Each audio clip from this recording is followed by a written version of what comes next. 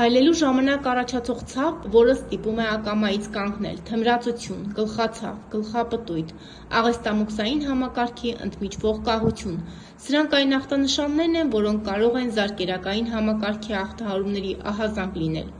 Այս համակարգի ախտահարումները ավելի բարդ են, և այն օրգանում, հյուսվածքում կամ վերջույթում, որտեղ խանգարվում է արյան շրջանառությունը, ի հայտ են գալիս իշեմիկ խնդիրներ, հաճախ ախտահարվում են նաև խոշոր անոթները, սկսած աորտայից։ Ինչպես խուսափել զարկերակային համակարգի ախտահարումներից և ինչ անդառնալի հետևանքներով են հղի զարկերակային համակարգի բարդացած վիճակները, բժշկի մոտ ներկայացրել է Իզմիլյան բժշկական կենտրոնի անոթային վիրաբուժության բաժանմունքի ղեկավար, Երևանի պետական բժշկական համալսարանի սիրտանոթային վիրաբուժության ամբիոնի դոցենտ, անոթային վիրաբույժ, բժշկական գիտությունների թեկնածու Վարդան Ոսկանյանը։ Շնորհակալություն հրավերքի համար։ Որոշ սեզոնայնություն իհարկե ունեն անոթային համակարգի ախտահարումները, մասնավորապես համար ավելի շատ բնորոշ են երակային համակարգի հիվանդությունների սրացումը, վարիկոզը, այտուսների առկայությունը։ Հիմա նրանք որոշակի ռեմիսիայի վիճակում են գտնում, սակայն գլուխ է բարձրացնում, ես կասեի, ավելի մի բարդ իրավիճակ, խոսքը գնում է զարկերակային համակարգի հիվանդությունների մասին։ Ընդ որում ինչն է հետաքրքիր, ամենաառաջին հանգամանքը, որ ես ուզում եմ նշել, մեր հասարակությանը տեղյակ պահելու առումով, որ զարկերակային համակարգի հիվանդությունները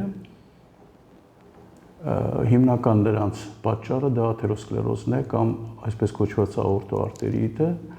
եւ ինչն է հետաքրքիր, որ երկուսն էլ ունեն այսպես կոչված համակարգային բնույթ։ Ինչ է սա նշանակում։ Սա նշանակում է, որ եթե հիվանդը մեզ դիմել է ինչ-որ մի ավազանում խնդիրների հետ կապված, ամենատարածվածը դա ստորին վերջույթների զարկերակային համակարգի ախտահարումներն են,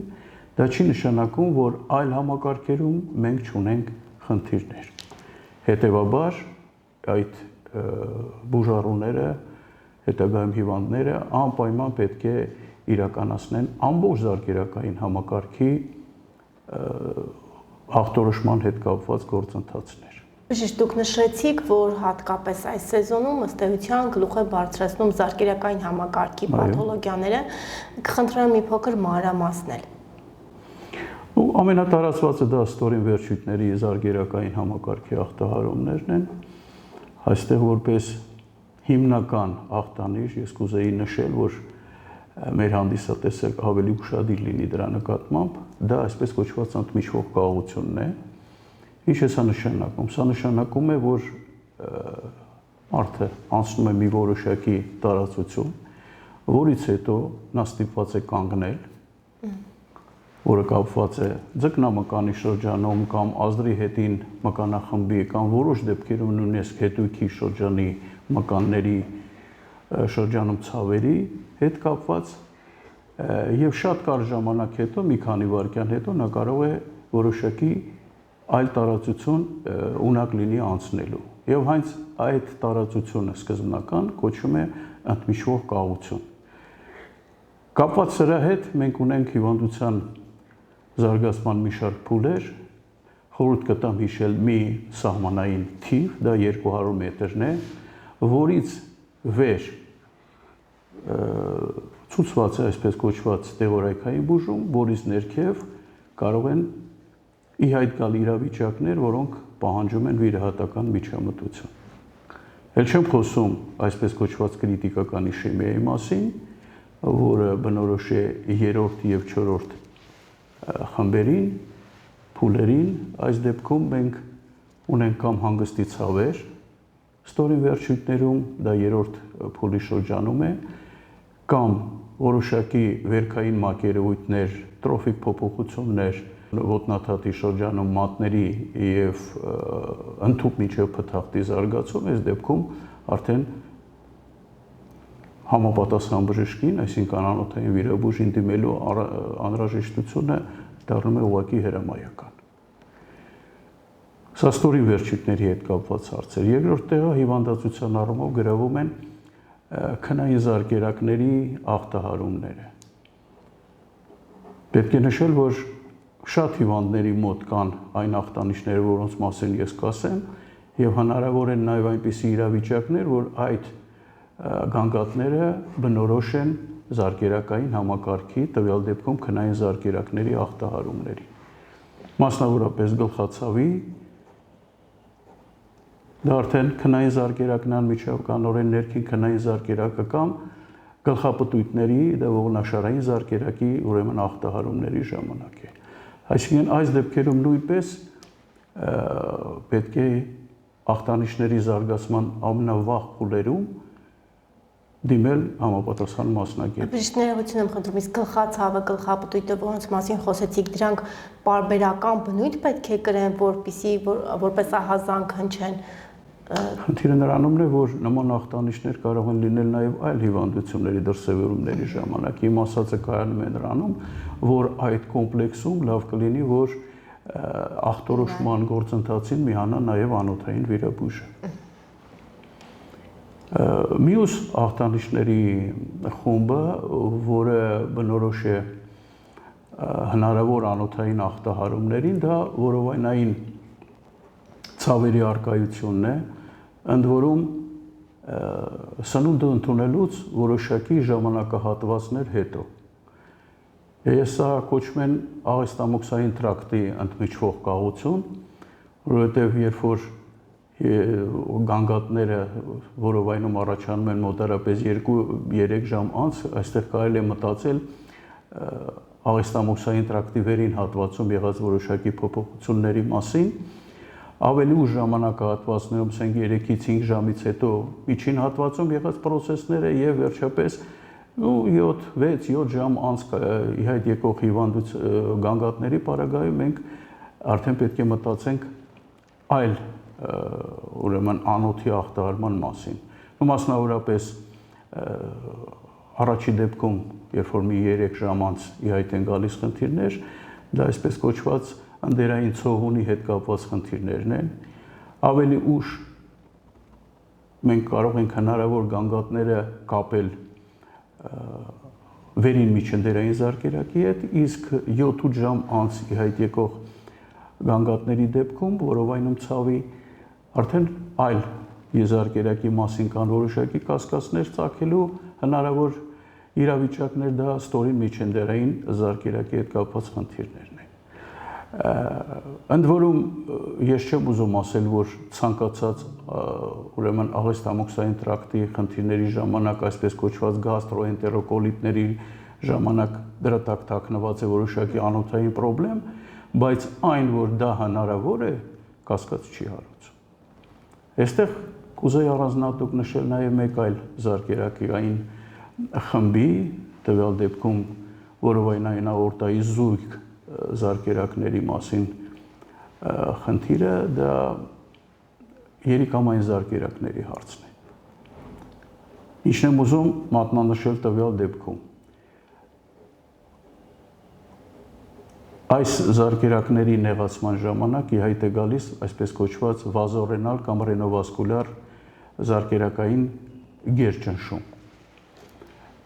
Այսինքն ճնշման, զարկերակային ճնշումների հետ կապված հիվանդությունների շարքում պետք է որոշակի ուշադրություն դարձվի նաև այս հանգամանքի վրա։ Ընդ որում ես կուզեի նշել այն խմբի մոտ, որտեղ դիաստոլիկ զարկերակային ճնշումը բարձր է, 120-130 մմ սնդիկիսյան եւ ավելի բարձր, այստեղ մտածում ես երկու հիմնական պրոցեսի մասին, դա այսպես կոչված երիկամային ախտահարումների, երիկամի ախտահարումների հետ կապված ճնշումներն են կամ ռենովասկուլյար կամ վազոռենալ ճնշումը, որովհետև ժամանակահատվածը երբ է դիմում բուժառում կամ հիվանդը համապատասխան մասնագետին, կախված է որոշ դեպքերում երիկամի բախտը, այսպես կոչված, հետագայում հնարավոր են նաև կյանքին սպառնացող վտանգներ։ Ինչի նկատի ունեմ։ Եթե երկար ժամանակ այսպես կոչված վազոռենալ հիպերտենզիան կամ գերճնշումը չի ախտորոշվում, սա ժամանակի ընթացքում բերում է կնճռոտված երիկամի իրավիճակի զարգացման, որը իր հերթին արդեն պահանջում է ոչ թե ինչ-որ վերականգնողական վիրահատություն զարկերակների վրա, տվյալ դեպքում երիկամային զարկերակների վրա, այլ ուղղակի ցուցում է հանդիսանում այդ երիկամի հեռացման համար։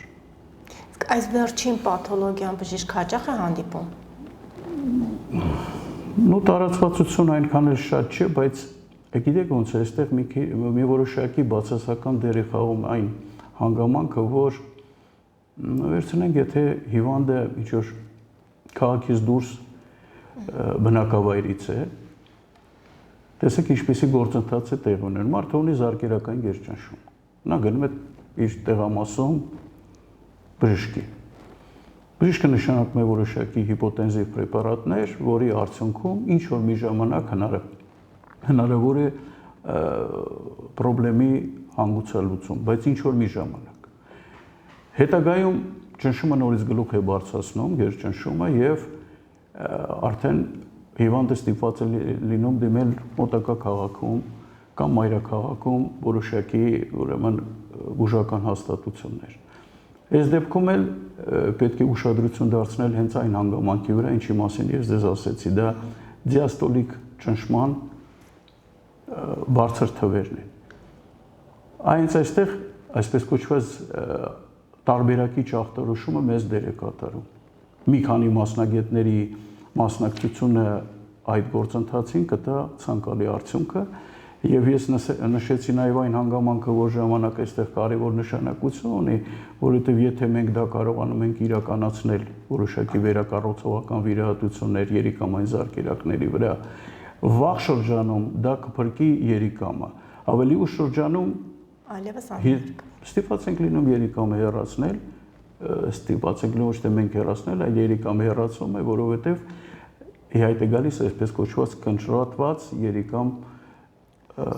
ախտանշախումբը, պաթոլոգիա։ Բժիշկ, իսկ այն պաթոլոգիաները զարկերակային համակարգի, որոնց մասին խոսեցիք, ինչ է ցույց տալիս ձեր պրակտիկան, դրանք երիտասարդանում են, թե եթե այո, ապա ինչով է պայմանավորված։ Գիտեք ինչու՞մն է հարցը։ Ես ձեզ ասացի, որ հիմնական ախտորոշիչ, հիմնական էտիոլոգիական մոմենտը ներողություն աթերոսկլերոզն է։ Որոշակի տենդենս նկատում է նրա երիտասարդացում։ Առաջ մենք դա տեսնում ենք բավականին ուշ տարիքում, հիմա հնարավոր է, որ դա հանդիպի նաև ավելի երիտասարդ հասակում։ Օրինակ ձեր ամենաերիտասարդ պացիենտը։ Ամենաերիտասարդ պացիենտը 28 տարեկան է եղել։ Բժիշկ առհասարակ երակային, զարկերակային պաթոլոգիաների հետ կապված կա տարածված տեսակետ, որ առավել շատ նմանատիպ պաթոլոգիաներով տառապում են կանայք, քան տղամարդիկ, իսկ ինչ է խոսում ձեր մասնագիտական պրակտիկան։ Գիտեք ինչ է, եթե կանանց բախտը չի բերել երակային համակարգի ախտահարումների ժամանակ, ապա տղամարդկանց բախտը չի բերել զարկերակային համակարգի հիվանդությունների ժամանակ։ Ասենք, այսպիսի մի պաթոլոգիա կա, որը կոչվում է որովայնային աորտայի անևրիզմա, երբ որ լայնանում է անևրիզման, նրա տրամագիծը գերազանցում է 3 սանտիմետր, սա տղամարդկանց մոտ է ավելի հաճախ լինում, ընդ որում փոխհարաբերությունը իգական սեռի հետ 1:8-ին է։ Այսինքն մեկ կին հիվանդին բաժին է ընկնում 8 տղամարդ հիվանդ։ Երակային խնդիրների հետ կապված իհարկե ավելի հաճախ հանդիպում է կանանց մոտ, որովհետև այնտեղ կա մի իրավիճակ ամենակարևոր, դա հղիությունն է,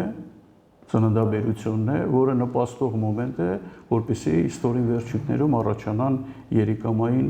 ներողություն, երակային համակարգի խնդիրներ։ Բժիշկ, իսկ զարկերակային համակարգի պաթոլոգիաները ունեն ժառանգական նախադրամադրվածություն։ Եթե խոսքը վերաբերում է, ես նշեցի աորտոարտերիտին, որը երկրորդ տեղն է գրավում էտիոլոգիական գործընթացներում, այստեղ որոշակի ժառանգական նախադրամադրվածություն հնարավոր է։ Իսկ ինչ է խոսում ձեր պրակտիկան, հա, կանայք ավելի հաճախ են դիմում բժշկի, հաշվի առնելով, որ կանայք մայրեր են ու շատերը մայրեր են, հա, եւ ստիպված ուզեն թե չուզեն պետք է դիմեն բժշկի, իսկ տղամարդկանց շրջանում շատ օրինակ մասնագետներ, բժիշկ մասնագետներ, ձեր գործընկերներ նշում են, որ տղամարդիկ արդեն իսկ այսպես ասած դանակը ոսկորին հասած ժամանակ են դիմում բժշկի։ Ինչ է խոսում անոթային վիրաբուժությունը այս մասով։ Արդյոք այդ մշակույթը մենք ձևավորել ենք։ Ես կասեի, որ ոչ թե դանակը ոսկորին, հիմա պետք է դանակը ոսկորից էլ անցնի, նոր դիմեն տղամարդիկ։ Գուցե կանայք մի քիչ ավելի շատ են հետաքրքրված իրենց առողջությամբ, քան թե տղամարդիկ, եւ այստեղ մի հանգամանք էլ ես կուզեի միանշանակ մատնանշել, դա մանավանդ զարկերակային համակարգի հիվանդություններով տառապող անձանց մոտ ծխելու ուրեմն այդ վատ սովորության հարցն է։ Շատ հիվանդությունների համար զարկերակային համակարգի նա հանդիսանում է նպաստող գործ, ռիսկի ֆակտոր, ռիսկի գործոն։ Կոնկրետ ես աշխատում եմ ցանկացած դեպքում, երբ որ գործ ունեմ զարկերակային համակարգի հիվանդությամբ տառապող հիվանդի հետ, մատնանշել անկախ այն բանից, ինչպիսի բուժման մեթոդ կընտրվի, ծխելը պետք է իսպառ վերացնել։ Միանշանակ։ Հակառակ դեպքում շատ անգամ ես ասում եմ, այդ դեպքում, եթե դուք չեք հետևում այդ պոստուլատին, իմ կարծիքով կարելի է այդպես անվանել, կարիք չկա նորից վերադառնալ իմ մոտ։ Որովհետև ապացուցված բան է, որ մեկ սիգարետը չեզոքացնում է այդ օրը ստացված բուժումը։ Ընդամենը մեկ սիգարետը, դա այսպես ասած իմ պնդումը չի, դա համաշխարհային առողջապահության կազմակերպության հետազոտությունների արդյունքում դուրս բերված համոզմունք է, որը ես աշխատում եմ փոխանցել իմ հիվանդներին։ Եվ վերջում հաշվի առնելով, որ խոսեցինք նաև տղամարդկանց մասին, որ տղամարդկանց մոտ եւս այդ խնդիրները ակտուալ են, սակայն նրանք շատ հաճախ շատ ուշ են դիմում բժշկի, ուզում եմ ձեր հորդորը մեր հայ տղամարդկանց, ինչու պետք է արագ դիմել բժշկի, որպեսզի հետագայում դժվար բարդություններից խուսափելու համար։ Առաջին հերթին ինչքան շուտ դիմի հիվանդը, այնքան հնարավորությունները եւ դեղորայքային եւ հետագա վիրահատական կունեն ավելի լավ արդյունքներ։ Կարևորագույն հանգամանքը զարկերակային համակարգի ախտարումների ժամանակ հիվանդների մոտ դա ծխելու հետ կապված հարցն է։ Ընդ որում ոչ միայն պետք է ինքը չծխի, այլ իր շրջապատում նույնպես պետք է չծխի։ Այսինքն пассив ծխել հասկացությունը, գիտեք, մի քիչ հարաբերական է, ես չեմ ուզում ասել ինչ այսպես կոչված մտքերից ելնելով եմ ես ասում, ես տեսել եմ մարդկանց, որոնց մոտ մեկը չծխող է, մյուսը ծխող է, թոքերում գրեթե ոչ մի էական տարբերություն չկար փոփոխությունների առումով։ Հետևաբար, նորից եմ ասում, հիշեք որոշակի պոստուլատներ, ի նկատի ունեմ օրինակ 200 մետր, եթե մարդը չի կարողանում անցնել, այդ է գալիս ընդմիջվող կաղությունը, անմիջապես դիմեք բժշկին։ Ունեք գլխապտույտ, ունեք գլխացավ, անմիջապես դիմեք նաև անոթային վիրաբուժին։ Կան որովայնում որոշակի ցավեր, մարսողության հետ կապված խնդիրներ, նույնպես դիմեք անոթային վիրաբուժի։ Սա է խնդիրը։ Հետագայում դիֆերենցման գործընթացի ժամանակ արդեն կորոշվի այն հիմնական ախտաբանական գործընթացը, որով պետք է զբաղվի այս կամ այն մասնագետը։ Ունեք գերճնշում, անպայման դիմեք, մանավանդ եթե բարձր է դիաստոլիկ ճնշումը։ Եվ վերջում ունենք հարց մեր հետևորդների կողմից, հարցը հետևյալներ, արդյոք շաքարային դիաբետը կարող է նպաստել անոթային խնդիրների զարգացմանը։ Ուրեմն խնդիրը կայանում է նրանով, որ եթե մենք հիվանդի մոտ ունենք աթերոսկլերոզ կամ աորտոարտերիտ եւ դրան զուգընթաց կա շաքարային դիաբետ, սա երկու հիմնական ախտաբանական գործընթացներն են, որոնք կարող են բերել վերջույթի կորստին մասնավորապես։ Ցանկացած դեպքում, երբ որ կա առանձին հիվանդություն աթերոսկլերոզի կամ աորտոարտերիտի հետ կապված դա մի բան է, երբ որ դրան միանում է շաքարային դիաբետը, դա արդեն լրիվ այլ բան է, ընդ որում ավելի բարդ իրավիճակի զարգացումով։ Շնորհակալ եմ բժիշկ։ Շնորհակալ եմ ձեր խիտ գրաֆիկից մեզ ժամանակ տրամադրելու եւ այսչափ կարեւոր թեմայի շուրջ մասնագիտական զրույցի համար։ Առողջություն բոլորին։